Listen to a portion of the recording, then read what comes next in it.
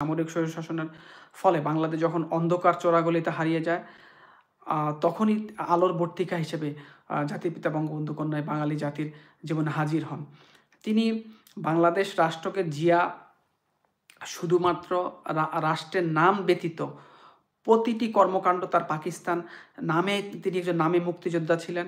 কিন্তু তিনি তার কর্মকাণ্ডের মধ্য দিয়ে পাকিস্তানপন্থী রাজাকার যোদ্ধাদেরকে মন্ত্রী বানিয়ে, প্রধানমন্ত্রী বানিয়ে এবং জামাতি মুসলিম লীগ তাদেরকে রাজনীতিতে পুনর্বাসন করে গোলাম আজমকে বাংলাদেশে নিয়ে এসে পাকিস্তানের সাথে দহরম মহরম করে নাম এবং বাংলাদেশের সংবিধানের খোল নলচে পাল্টে দিয়ে মুক্তিযুদ্ধের যে আদর্শ, সে আদর্শকে খোল নলচে পাল্টে বাংলাদেশকে একটি মৃত রাষ্ট্রে পরিণত করেছেন, একটা আদর্শহীন রাষ্ট্রে পরিণত করেছিলেন।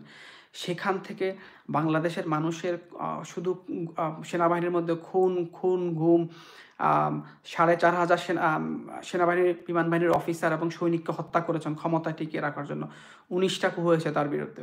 এবং রাজনীতিবিদদের কেনাবেচা করা, অর্থের বিনিময়ে গোয়েন্দা সংস্থা ডিজেফাই দিয়ে দল করা এবং রাজনীতিবিদের চরিত্র হনন করা, ছাত্রদের হাতে অস্ত্র এবং